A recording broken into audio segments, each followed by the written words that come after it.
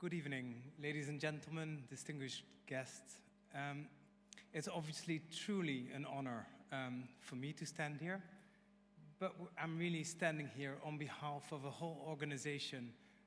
We are very honored to receive this prize, to be welcomed in this lovely community. So it's a big honor. Let me also start with thanking you, Dr. Chen, for your passion. Talking to you today, but also seeing what you've created is truly inspiring. So a big thanks to you. Also a big thanks, yes.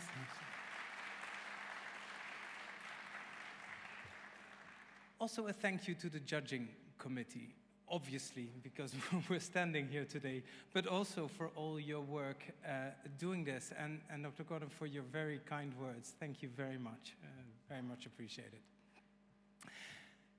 The prize means a lot to us as an organization. I think especially today, where all of us, I think, are very much aware of all the war and the conflict that is affecting children worldwide, now more than ever. So it means a lot to us to have this support and this push and this pat on the back.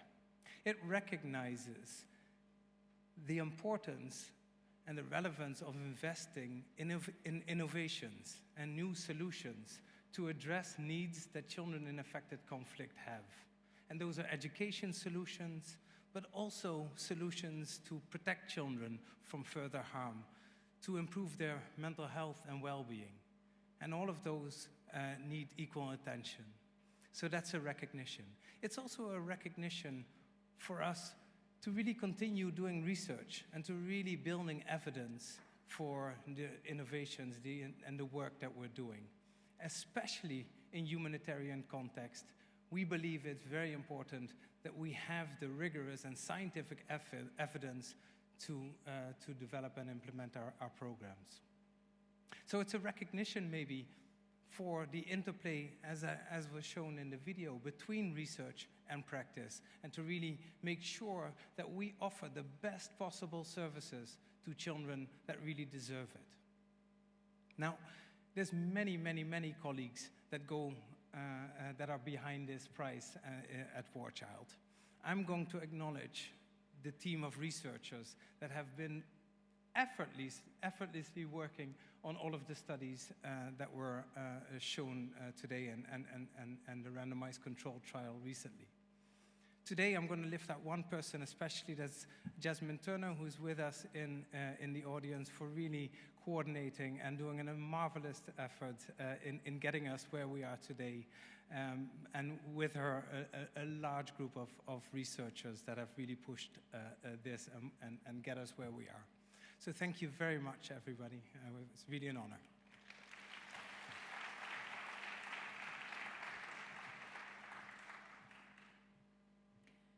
When war started in Syria, I was 6 years old. That year, my whole life changed upside down. It's when my parents told me that we were going to leave Syria and go to Lebanon.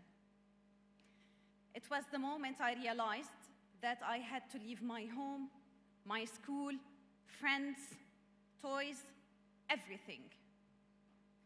I remember it took us 2 days to reach the borders at North Lebanon. During these 2 days, there was hopelessness, uncertainty, and fear. We could hear the bombing, screaming, and cries of children. My parents tried to calm me down and saying that everything will be okay. I hoped that everything would be okay.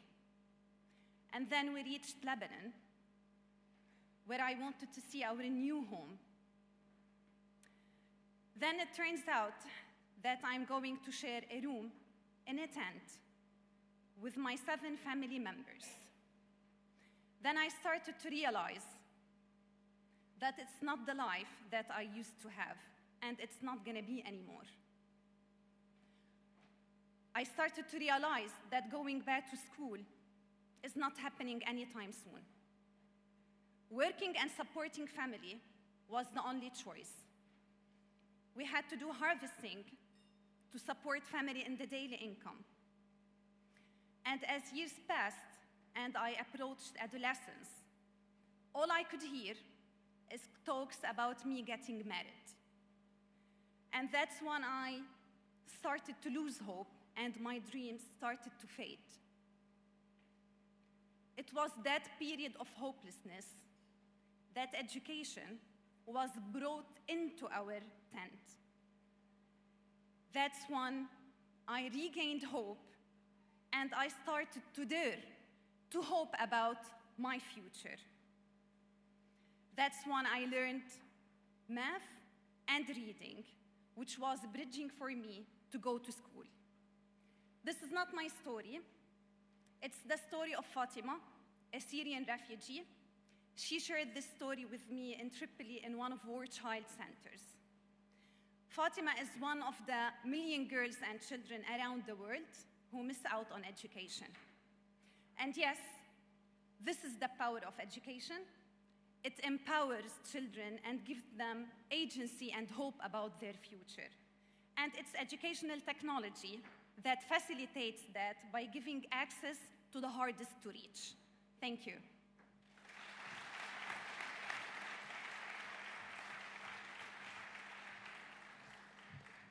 Thank you very much. I'd very quickly like to echo the words of Mark with our sincere thank you from everyone at War Child Alliance and Can't Wait to Learn for the recognition and support the winning of this significant prize and recognition really offers us.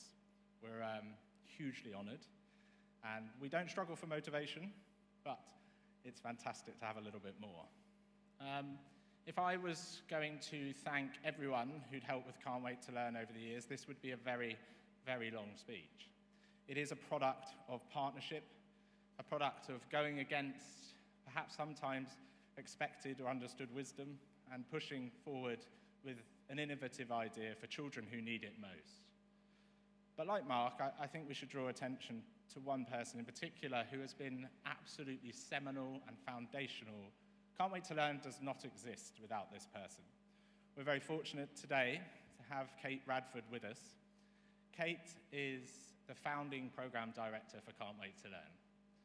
To support and develop the work that she did with her team and built multiple teams across multiple contexts to support children's foundational reading and numeracy skills, as she and her teams did, is incredible. And as the current program director and as a team, we're hugely, hugely privileged to build on the shoulders of such significant work. And we are hugely honoured for that.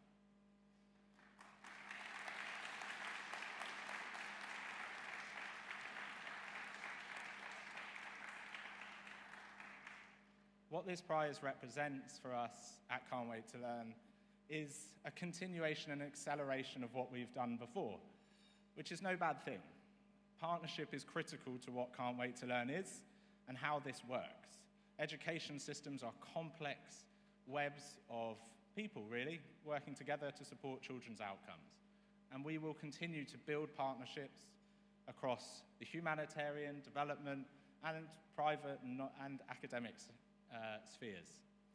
And we're incredibly excited to continue that work, to reach more children in conflict, because children do deserve the best we have to offer, and that's been demonstrated tonight.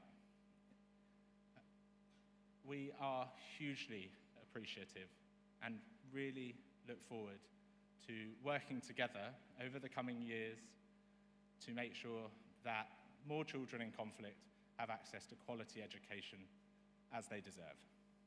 Thank you very much.